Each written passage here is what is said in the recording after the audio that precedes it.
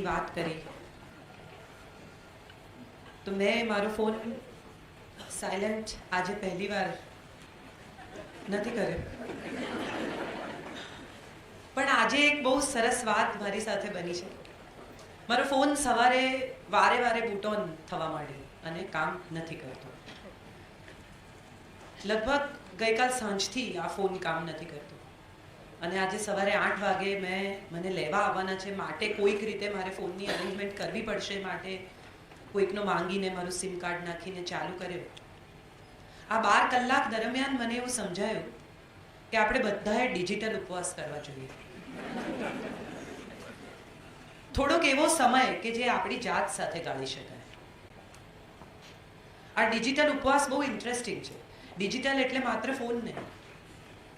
જેટલા ઇલેક્ટ્રોનિક્સ સાથે આપણે જોડાયેલા છીએ, જેટલા ઇલેક્ટ્રોનિક્સ આપણી આજુબાજુમાં છે, રેડિયોથી શરૂ કરીને, આમ તો હું તો મારા જ ધંધાની વાત પર પેટ પર લાત મારું છું, છતાંય કહું છું કે television, radio, phone, tablet, iPad, જે કંઈ આપણે વાપરીએ છીએ એ બધામાંથી થોડા કલાક દિવસના એવા નક્કી કરવા જોઈએ, જેવી રીતે તમે સામયિક કરો છો એવી રીતે, કે થોડા કલાક એવું નક્કી કરો કે હું ફક્ત મારી જાતને સમય આપીશ. અને જુઓ, ખરેખર હું છેલ્લા 12 કલાકમાં અનુભવી શકું છું કે ફોન વગર ખરેખર કંઈ અટકતું નથી. ફોન નહોતા ત્યારે આપણે શું કરતા હતા? આપણે જીવતા જ હતા. કોઈ મરી નથી ગયું. મારા દાદાજી, મારા પપ્પા, આ બધા લોકો ફોન વગર જ જીવ્યા અને કોઈને એવી કોઈ મહાન તકલીફ ક્યાંય પડી જ નથી.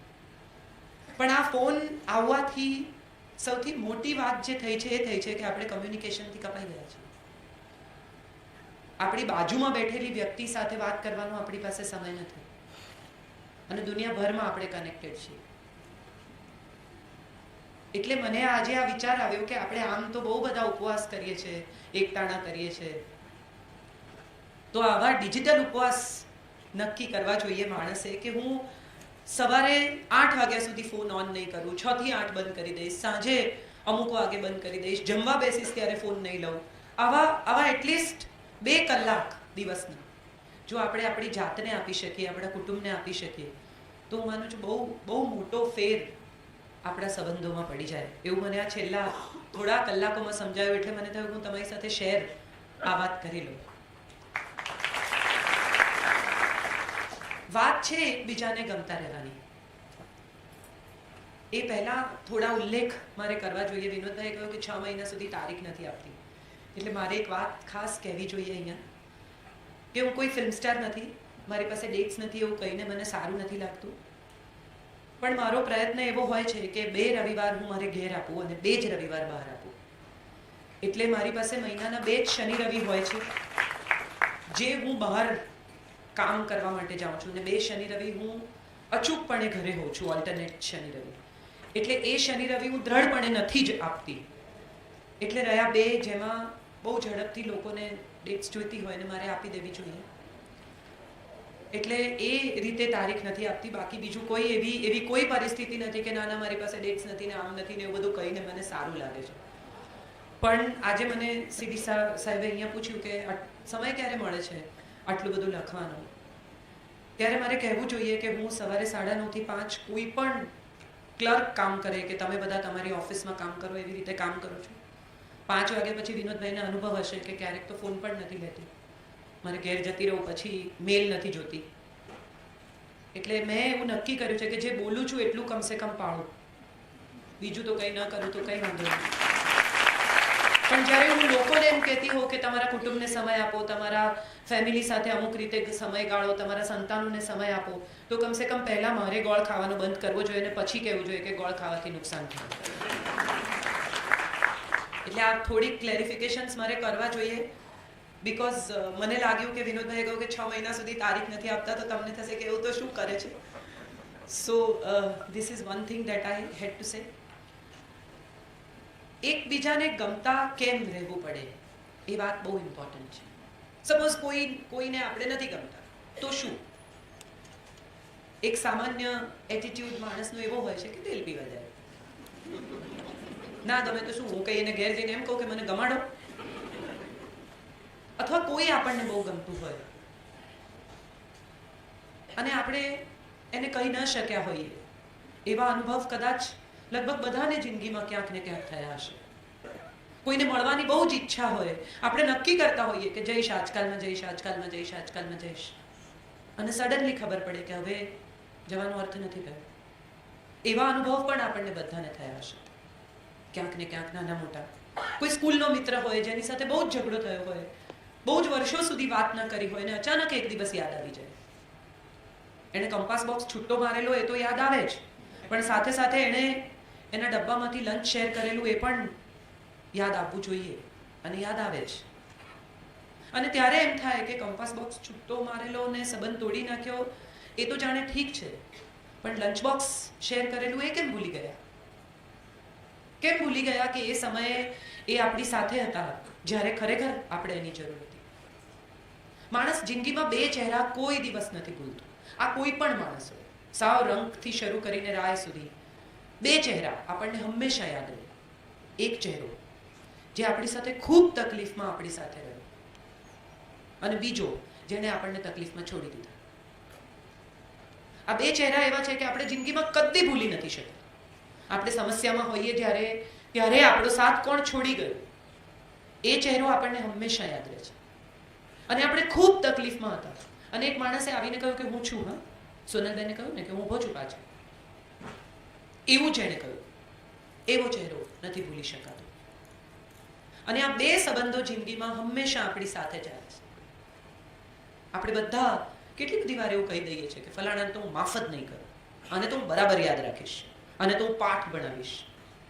આવા કેટલા પ્રતિજ્ઞાઓ આપણે ઘણીવાર જિંદગીમાં લઈ લેતા હોઈએ છીએ. પણ એક બહુ સરસ ફિલ્મ આવેલી રણબીર કપૂરની, અને એમાં એક 3 છોકરીઓને એણે છોડી દીધી છે, અને એક છોકરીને એ મળવા જાય છે, બિપાશા બાસુને. ત્યારે બિપાશા બાસુ એને કહે છે કે હું તને એટલા માટે માફ નથી કરતી કે તું માફી માંગવા આવ્યો છે, અથવા મારી આગળ પાછળ ફરે છે, અથવા મારી એટલી સેવા કરે છે. હું તને એટલા માટે માફ કરું છું કારણ કે તે મારા મગજમાં એક એટલો બધો ભાગ રોકી રાખ્યો છે કે હું એ રોકાયેલા ભાગમાંથી મુક્ત થવા માંગુ છું. હું તને માફ નથી કરી શકતી એને કારણે મેં મારું મગજ રોકી રાખ્યું છે. A major part of my mind is captured by you. So I want to get out of it. માટે હું તને માફ કરું છું. તું જા, મારા વિચારોમાંથી જા, મારા મનમાંથી જા, મારા મગજમાંથી જા. અને આ ત્યારે જ થઈ શકશે જ્યારે હું તને માફ કરી દઈશ. મારા મનમાંથી આ નેગેટિવિટી નીકળી જશે ત્યારે. એક બહુ સરસ ઝેન કથા છે કે એક શિષ્ય વારંવાર કહ્યા કરે છે ગુરુને કે મને જ્ઞાન આપો, મને જ્ઞાન આપો. ગુરુ એક દિવસ એને કે ઝાડુ વાળી નાખ, એક દિવસ એને કે જા બગીચો સાફ કરો, એક દિવસ એને કે જા પાણી છાંટ. રોજ ને પેલો ઇરિટેટ થયા કરે કે આ જ્ઞાન આપતો નથી, કામ કરાવે છે. એટલે એક દિવસ શિષ્યએ કહ્યું કે જુઓ, તમારે સીધી રીતે જ્ઞાન આપવું હોય તો આપો, આવી રીતે મારી પાસે ઘરગાંઠીની જેમ કામ નહીં કરાવો. એટલે ગુરુ કંઈ બોલ્યા નહીં. ત્યાં પડેલી કેટલીમાંથી એમણે કપમાં ચા રેડવા માંડી. એટલે શિષ્યએ એકદમ બૂમ પાડી કે આમાં ક્યાં રેડો છો, આમાં તો ભરેલી છે. એટલે ગુરુએ એને કહ્યું કે સપોઝ આમાં રેડવી હોય હવે તો શું કરવું પડે? એટલે શિષ્ય એની સામે જોઈને કહ્યું કે ફન ખાલી કરવું પડે તો જ આમાં બીજી ચા આવે. એટલે ગુરુએ કહ્યું બસ મારે તને એટલું જ કહેવું છે, પહેલા ખાલી થા પછી ભરવા આવજે. આપણે બધા ખાલી નથી થતા, ક્યાંય નથી થતા. આપણને બધાને એવો ભય લાગે છે કે જો આ બધું ખાલી કરી નાખીશું તો રહેશે શું? નેગેટિવિટી કાઢી નાખીએ, માફ કરી દઈએ, લોકોને જવા દઈએ, કોઈની સાથે ન ઝઘડો કરીએ, કોઈને પાઠ ન ભણાવીએ, કોઈને સીધા ના કરીએ, તો કરીશું શું? આપણી પાસે કરવાનું શું છે? રહ્યું શું? આ પરિસ્થિતિમાં ખરેખર આપણે બધા ફસાયા છીએ, સ્ટક જેને કહે છે ને, એવી સ્થિતિમાં છે. નથી આગળ જઈ શકતા, નથી પાછા વળી શકતા.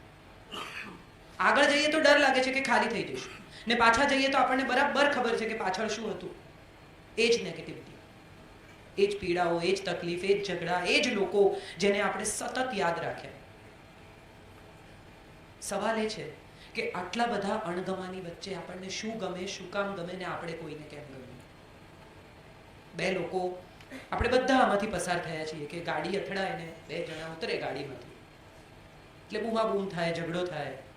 અને સૌથી પહેલો સવાલ બંનેમાંથી એક જણ પૂછે, તને ખબર છે હું કોણ છું?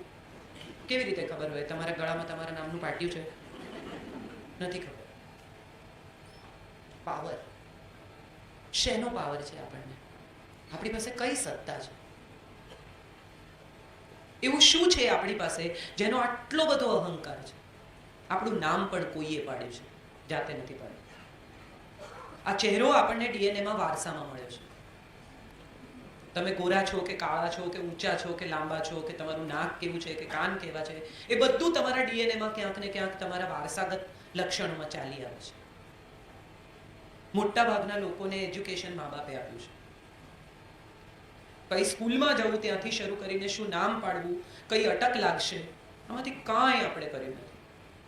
દિગંત ઓઝાના પુત્રી છે તો દિગંત ઓઝાને ત્યાં દીકરી જન્મી ત્યારે દિગંત ઓઝાને કદાચ ખબર પણ નહીં હોય કે કોઈ દિવસ એને આટલા લોકો આટલી શાંતિથી સાંભળશે. એ પરિસ્થિતિમાં આપણે આપણી જાત સાથે એક પણ વાર સંવાદ નથી કરતા. વિવાદ બહુ કરીએ છીએ, ખૂબ વિવાદ કરીએ છીએ. ગીતામાં બહુ સરસ કહ્યું છે કે સંશય અને સંદેહ આ બે જુદી વસ્તુઓ છે. સંશય આત્મા વિનશ્યતે. જે આત્મા સંશય કરે છે એનો વિનાશ થાય છે, પણ જે સંદેહ કરે છે, સવાલ પૂછે છે, જાણવાનો પ્રયત્ન કરે છે, એને હંમેશા જ્ઞાન પ્રાપ્ત થાય છે.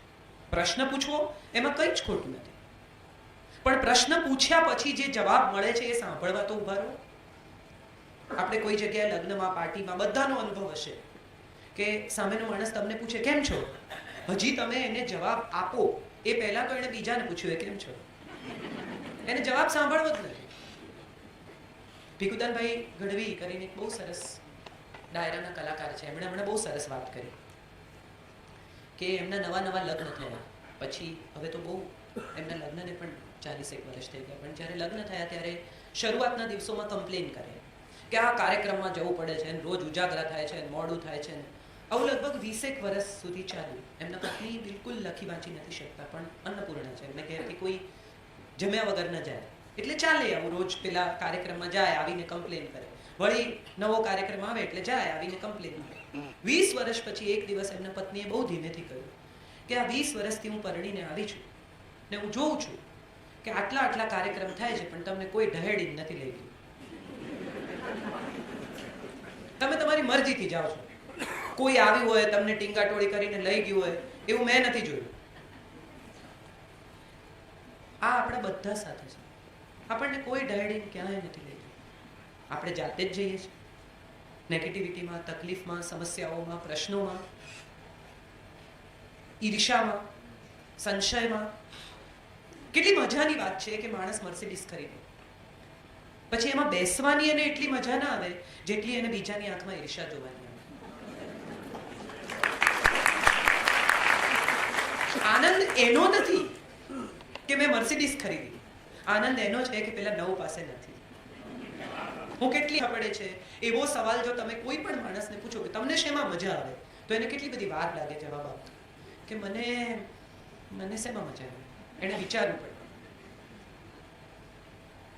શેનો શોખ છે એવું તમે કોઈને પૂછો અને તમને 100 માંથી 99 લોકો જવાબ કેવા આપે? સિનેમા જોવાનો, ફરવાનો. તમને કોઈ એવું કહે છે કે મને એકલા 1 કલાક ચાલવું ગમે અને જાત સાથે વાત કરવી ગમે, મને સમજવું ગમે કે મારી જિંદગીના આ 50 વર્ષ, 40 વર્ષ, 80 વર્ષ, 100 વર્ષ, 60 વર્ષ મેં જે વિતાવ્યા એમાં ક્યાં ક્યાં મેં એવી ભૂલ કરી છે કે જે હવે મારે સુધારવી જોઈએ. ક્યાં એવું થયું છે કે મારે અટકીને, સહેજ રોકાઈને, પાછા વળીને જોઈને જે લોકોને દુઃખ પહોંચાડ્યું છે એમને એવું કહેવું જોઈએ કે આઈ ડીડન્ટ મીન ઇટ. મારા સંજોગો, પરિસ્થિતિ, માનસિકતા, ઉશ્કેરાટ, શબ્દો કદાચ એવા હતા કે તમને મેં તકલીફ પહોંચાડી છે, પણ મારે પહોંચાડવી નહોતી. મારો ઉદ્દેશ નહોતો આ તકલીફ તમને પહોંચાડવો. જૈનત્વમાં બહુ સુંદર શબ્દ તમને આપવામાં આવ્યો છે, પણાસન. પાપનો પ્રનાશ. છાણા બળી જાય પછી એની રાખ પણ હવામાં ભળી જાય, એનું કોઈ અસ્તિત્વ ન રહે.